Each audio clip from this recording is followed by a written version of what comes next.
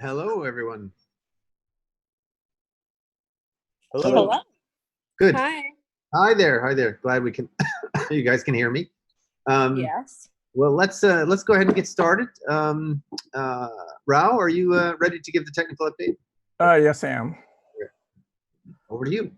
I am sharing my screen. I think you should be able to see it. Yes? I can see it. Yes. Okay.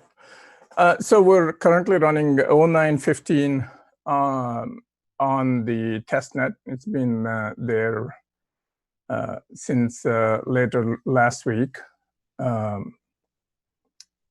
It has some of the synchrony constraint improvements in there for long proposal times and other things like the improved API, the type-safe API without either. All those things are in there. And then there are also some improvements in the off-chain data API. There are a couple of things still being worked on in there, but most of the things are released in 0915. The Sprint 39 has just started, and the main focus, the biggest focus here is cost accounting, and secondarily, some more improvements to address the long proposal times, and I'll speak to that in a little bit.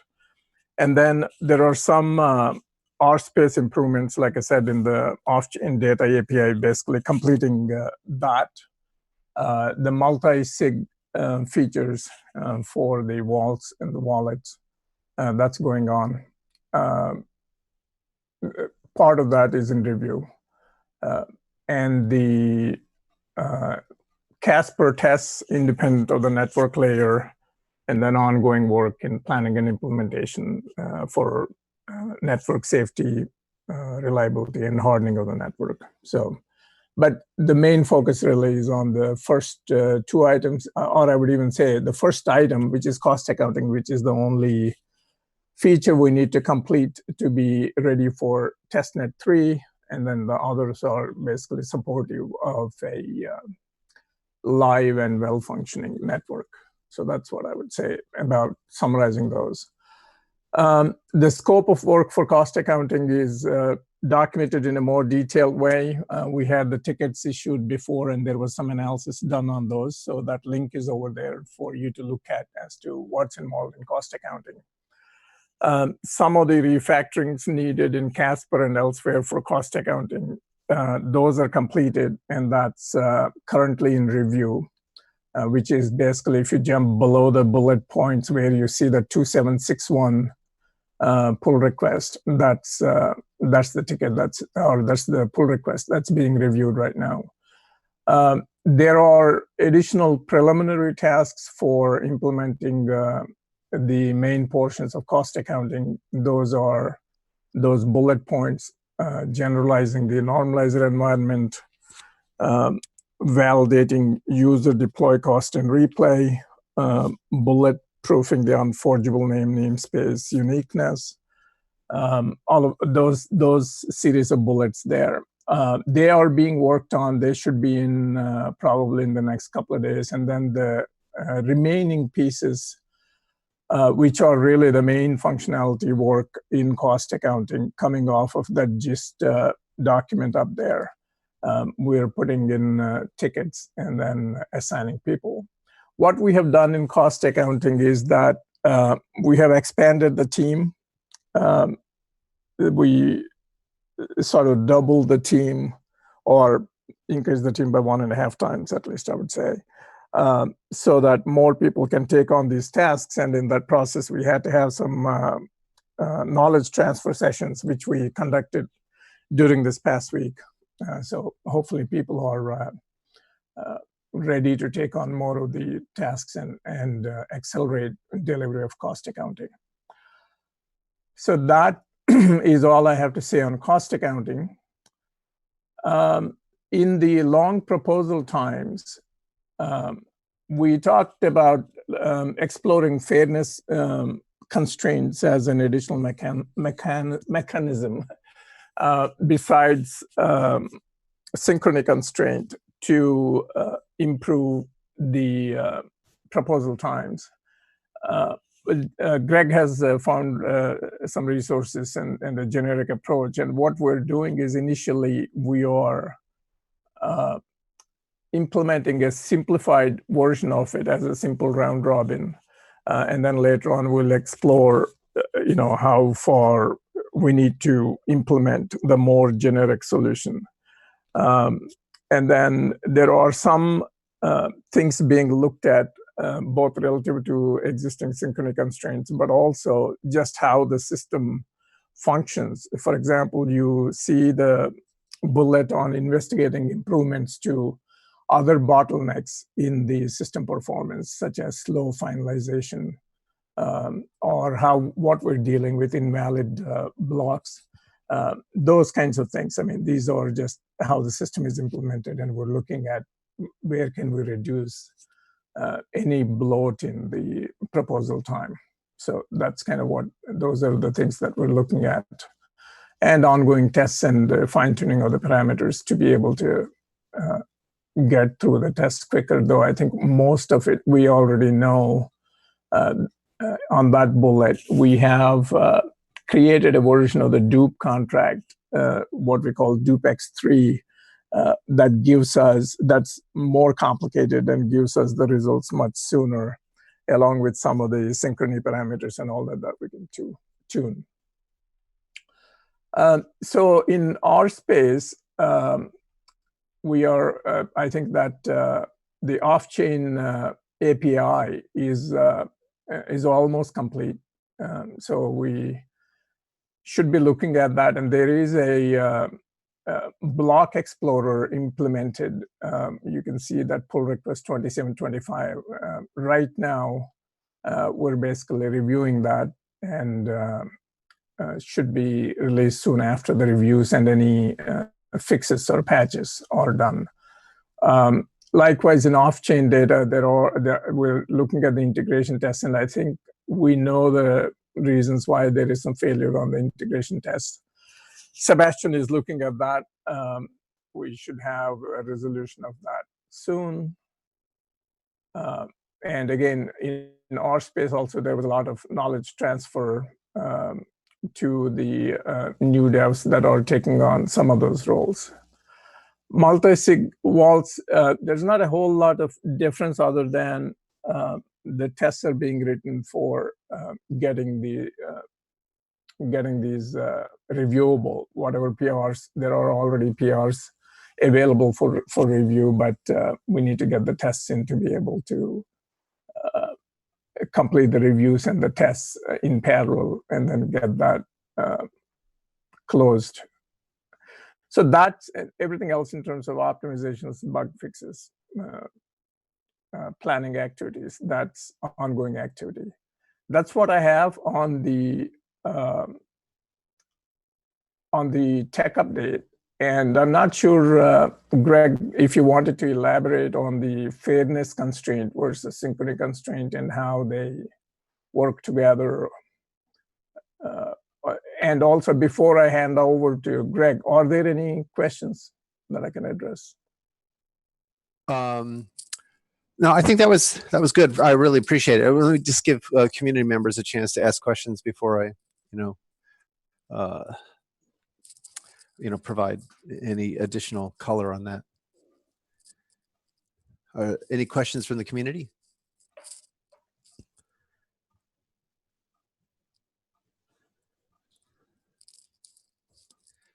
Okay, right. So we gave a podcast today, an RCast podcast, and I guess that'll be up in a little bit. That goes into some detail. So Isaac and Christian and I talked about fairness versus liveness. So there's providing a whole wealth of material there for people to take a look at. Essentially, what people maybe one thing that people might take away from this discussion is that with RChain, we want to provide a language for these kinds of constraints. So in the case of the synchrony constraint, I've talked several times about not just a single synchrony constraint, but a whole language. And then the implementation that we have is an instance of something that is in that language that is easy to check and dialable. And then and that gives us room or scope to refine the solution. And as we encounter more and more different kinds of network conditions. And then the reason for the generic solution on the fairness side is exactly the same thing. We want to provide a language for refining the fairness conditions as we encounter more network conditions, or the fairness constraints as we encounter more network conditions. And in the case of the generic solution, this is based on Oleg's logic T monad transformer, which gives us basically the language of monad plus together with fair conjunction and a fair disjunction. So that ends up being a way to express more and more sophisticated fairness policies as we encounter more and more network conditions. And the simplest, the first order satisfaction of the simplest constraints is the round robin on the listening side. But I go into a lot more detail in the podcast. So if you want more detail, I recommend going and listening to that, because I sort of give an overview of more recent literature on this, talk about the property in terms of the actor model of computation versus bisimulation. And, yeah, so just go give a listen, and I think you might find it entertaining and hopefully providing some good background detail and how it relates to the work that we're going to do and how that relates to the long proposal times. Any questions about that?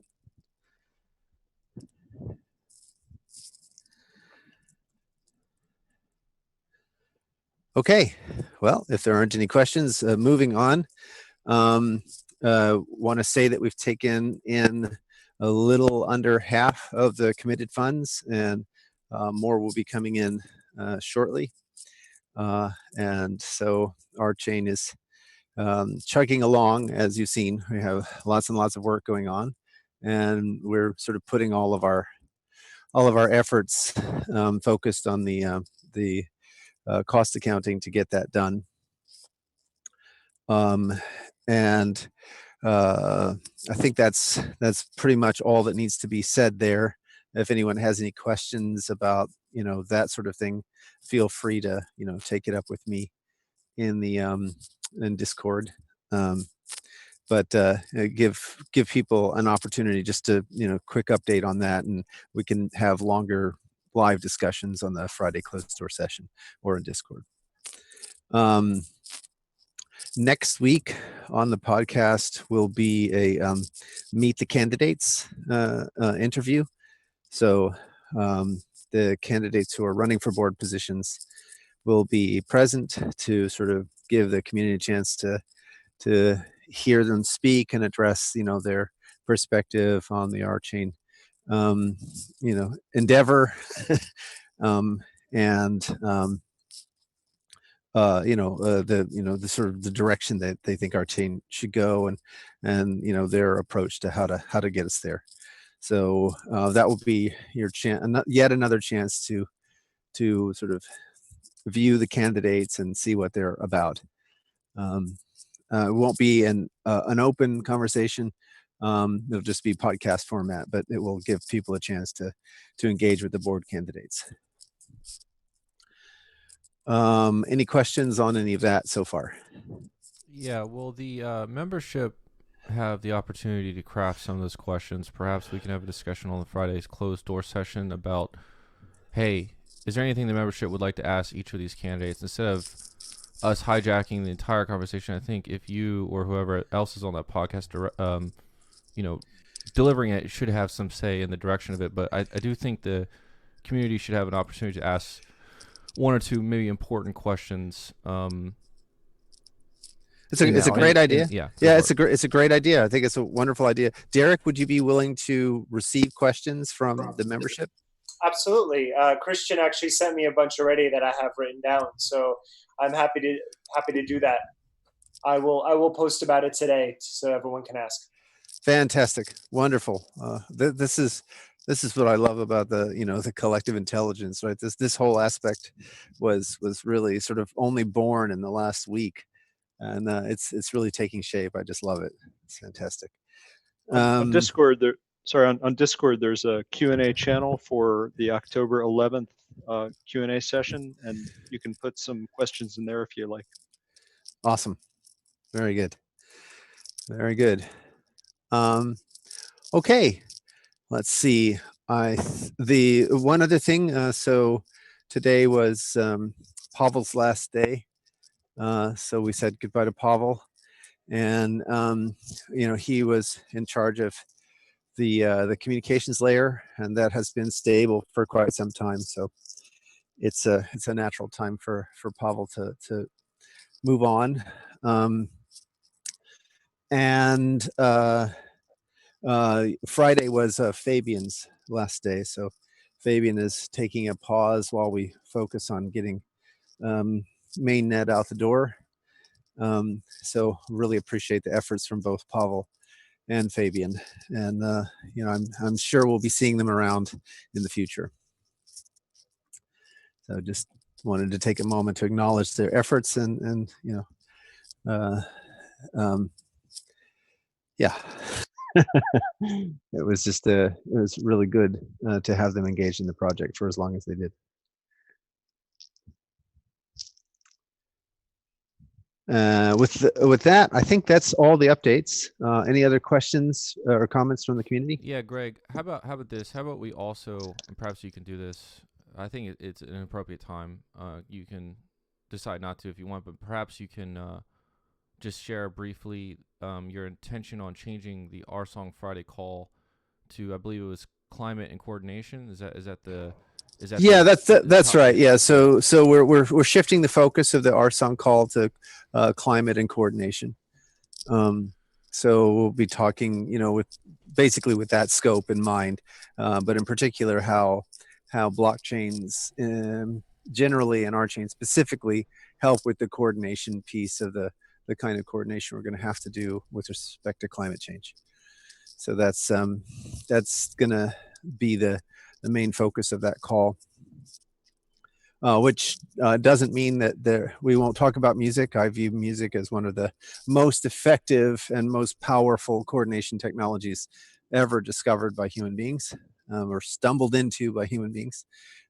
So that's still perfectly fair game to talk about, but within the perspective of how we begin to coordinate ourselves to address what's happening. I don't know if anyone has seen the recent articles about the seas that are boiling with methane now. So that's I another. was just reading about that today. Actually. Yeah, is that in Siberia? Is that where that is? Yeah, that's right. Yeah. The phenomena has been growing over some period of time, and that's lovely. It's not exactly fun to contemplate. No. In terms of what it means, the implications, but no. It is a very useful, motivating force. So yes. Right. I think we will be boiling with the methane very soon. I think we should also continue the same spirit of inviting questions, because I wouldn't say that. I think most. I don't want to speak for the entire. I don't want to speak in generalizations, but I do find some people don't necessarily agree with the mission of climate change being behind the entire value and weight of this project. It's only about climate change. So I think I don't want to say it's a contentious topic of conversation. If it is contentious, then it's a good conversation to have. But I do think that we should also invite the membership to start fielding questions or start contemplating how they want that conversation to proceed, so we can just really drill down to concrete how would you say it? I don't want to say marketing information, but just all around good information for the community. Does that make sense? Sure. And again, I think, having a focus like that doesn't mean that it's actually particularly limited. If you can coordinate around climate change, you can also coordinate around other kinds of issues and other kinds of, everything from markets to scientific development. Coordination is a very, very broad spectrum of technologies. And we're, just simply saying that, and here's something that we urgently have to coordinate around. But once you learn how to use the technology to affect these kinds of successful coordinations, then the sky's the limit in terms of what else you can do. Yes, and there's the added bonus that if we don't coordinate around climate, that we won't be able to coordinate around anything else. Yes, that is a bonus. That is the added bonus. We Absolutely. won't get to do anything else. So yeah, there's that. All right. Well, with that, I think that's all I've got. Any other questions or comments?